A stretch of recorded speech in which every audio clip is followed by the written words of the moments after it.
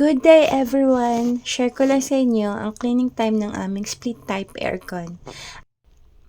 After 5 months, ngayon lang ulit kami nagpa-clean. And honestly, super happy ako kasi umabot talaga siya ng ganito tagal. Usually kasi based on our experience, after 3 months pa lang, may tumutulo na agad sa indoor unit namin. Kaya, yun, this time, iba na talaga. 5 months na, saka lang nagkaroon ng konting sign na need na ulit linisin. At doon ko masasabi na talagang magaling yung gumawa ng last cleaning. Buti na lang siya ulit ang na-assign sa amin. This aircon was cleaned by Get Clean Technician and masasabi ko talaga na isa sila sa the best na na-try namin.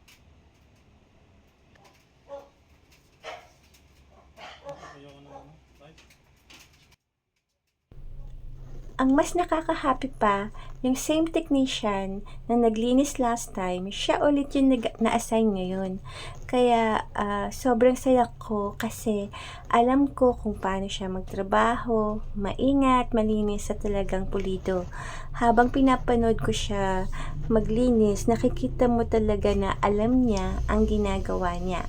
Hindi minamadali, bawat part nililinis ng maayos mula indoor hanggang outdoor unit. After ng cleaning, grabe sobrang linis ulit ng aircon namin. Ramdam na ramdam yung lamig, parang bagong-bago na naman. Nakakagaan ang pakiramdam kapag alam mong sulit yung binayad mo at quality talaga yung service. Kaya masasabi ko na happy and satisfied customers talaga ako. Kasi nga, umabot ng 5 months bago nagka-problem ang aircon.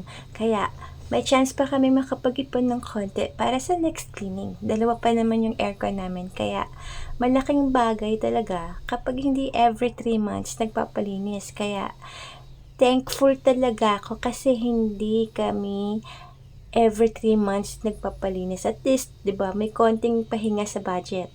Pero worth it naman kasi quality talaga ang gawa. Hindi naman po kami mayaman kaya malaking tulong talaga kapag maayos ang gawa at tumatagal. Yung mga aircon kasi namin, nabili lang po nung kasama pa namin ang anak namin dito sa bahay. Pinilihan niya ako kasi palagi po akong inuubo noon dahil sa sobrang init. Kaya ayun, sobrang thankful ako sa anak ko. Shoutout nga pala sa anak ko. I miss you, anak. I love you. I really miss you so much. So, yun po, balik po tayo ulit sa sinasabi ko. Talagang masasabi ko na ang Get Clean Technician ay isa sa mga best na technicians na na-try namin. Kahit ilang beses na naglinis ng aircon sa bahay namin, consistent ang quality. Kaya, highly recommended talaga. Thank you Lord at salamat sa technician na gumawa ng napakagandang trabaho. Hindi ko naman po ibig sabihin na yung ibang technician ay hindi magaling. Actually, bawat technician na nagpunta sa amin, happy and satisfied talaga ako kasi malinis at pulido ang trabaho nila. Ang nangyari lang sa itong si Kuya Ven, I think Kuya Ven to. Itong technician na to, si Kuya, ang nakasolve ng problema namin. Parang sa kanya lang talaga ako naka-experience na umabot ng 5 months bago ulit kailangan ng cleaning. Kasi nga, kinukulit ko siya dati na kung pwede, pakibaba lahat kasi ganun ang ginagawa ng nauna sa kanya. Hindi siya makapaniwala kasi iba daw ang pressure nun, yung binababa lahat. Pero sinabi ko sa kanya na ganun talaga. Pinakita ko sa kanya yung mga previous video ng ibang technician, binaba talaga lahat. Tapos, pero yung binayad ko is same price pa din. So, hindi siya makapaniwala. So, sabi na lang niya, ganito na lang ma'am. Ganito na lang. Nag-promise na lang siya na titingnan niya lahat ng magagawa niya para ma-resolve ang problema. At hindi na maging 3 months na yung 3 months pa lang may leak agad sa indoor, di ba? So, yun yung pangako niya sa akin. gagawin niya yung lahat. Titingnan niya, check niyang mabuti kung bakit ganun ang nangyayari.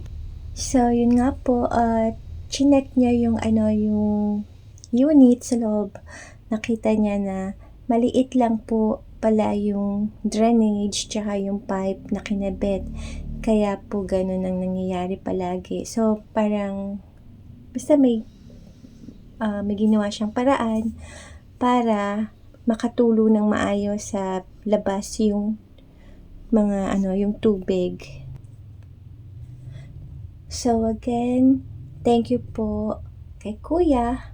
And if you're looking for a reliable, maayos at talagang marunong na technician para sa aircon nyo, I can honestly say na recommended ko talaga sila. Clean aircon, mas malamig, mas tipid at mas panatag ang loob. Thank you for watching and God bless everyone. Thank you, Get Clean.